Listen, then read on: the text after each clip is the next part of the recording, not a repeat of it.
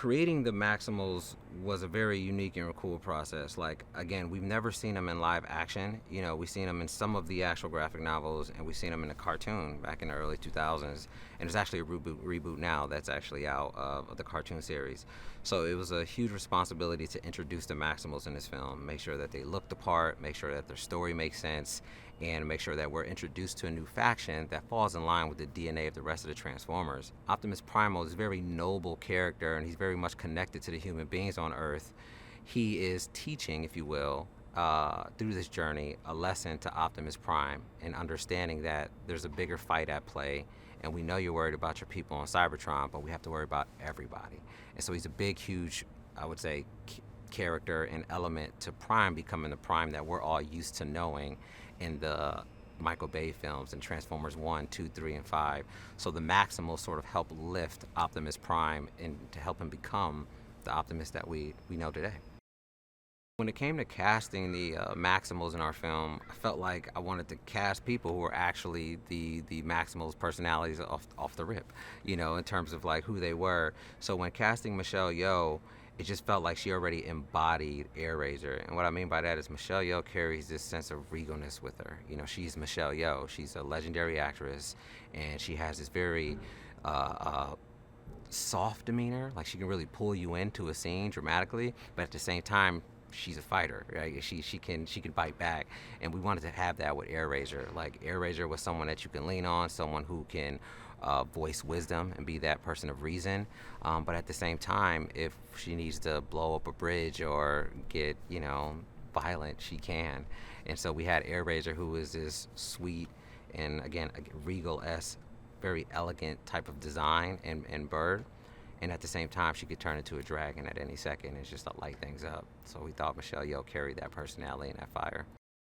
Ron Perlman came about because, one, it's Ron Perlman, the legend, and two, he actually was Optimus Primal in a cartoon before. And so, like, I actually heard his voice before as Primal, and I was like, oh, wow, this is actually pretty cool.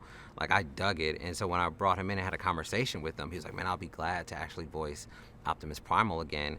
And I don't want to say it was like having a second shot, but he had ideas too that he would want to, you know, make a little different from what he had in the cartoon. So already I felt like we had this sort of like, all right, we both are accepting the challenge of making Primal really stick out on screen. And he just felt like there was a sense of pride behind playing Optimus Primal again. And his voice always sits in that like baritone, dark, gritty voice, and I was like, that'll be great for Optimus Primal, you know, just because of the size and who he is. I think that up against Peter Cullen, I think we just had a nice bounce for back and forth between the two, and so that's how we casted Ron Perlman. I got emotional meeting Peter Cullen, and you would think it's because it's Peter Cullen, he's the voice of Optimus Prime, but it was honestly how sweet he was. You know, he's a really genuine guy. He's from Montreal, he's from Canada, and so he has that personality with him. And on top of that, he was just really good, nice guy. Like, you want to think, all right, here goes this star, and when you walk in the room, you're like, do you know who you are? You're Peter Cullen. You know, like, you're the legendary Optimus Prime, and he does not act that way at all. You know, a very humble guy. And so I got, you know, very emotional after our first session because the way Optimus Prime sounds, it's not how Peter Cullen talks. You know what I mean? Like, Peter Cullen gets behind that mic, you see his eyes sort of dim, and he goes deep into Optimus Prime mode. You're like, whoa, this is really happening. I could not like believe it, and like I'm hearing it in the ADR booth, and I'm just like, whoa, this is amazing. He has the presence of a giant, and it just was just an amazing experience. I did not know what Pete Davidson was going to bring to the table. It's part of the reason why I casted him, because Pete Davidson could be off the wall. You know, there's Pete Davidson, but yet he can embody so many different characters. And so when he came into the room, I had this script, and I'm like, this is the direction we're going, but I want you to bring you to the table. And so he would improvise, and what was surprising was his knowledge, both from the 90s and that era. So he would make these callbacks and references to like different movies in the 90s, different music in the 90s, and he did this all on his own, and he would make it a part of Mirage as if Mirage didn't have anything but 90s music and movies to sort of watch and hear.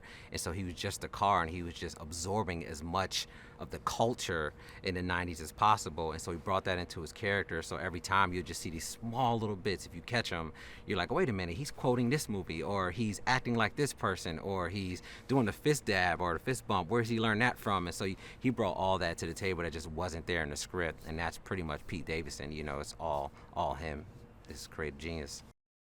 I'm a huge fan of Peter Dinklage. As I told you before, I'm a fan of actors usually before I even cast them, and I was really hoping that he would play this role. Man, I wanted a bad guy who could be scary, intimidating, menacing, but yet had this like sense of intelligence and how he talks and how he speaks. And Peter Dinklage is that already. And so when he came in, he just brought this really dark character to the table. And when we were in his booth and trying to find the right voice, he was like, I want to make sure though that yes, he's dark, yes, he's big, yes, he's scary, but he's not dumb. He's smart, and he's always one step ahead of you, and that's how he maneuvers. So in the film, the character maneuvers that way. He's always plotting and setting up things. And then the second option is, if you don't accept the offer or if that doesn't work, then we can fight and then we can battle, and I'm gonna show you who I really am.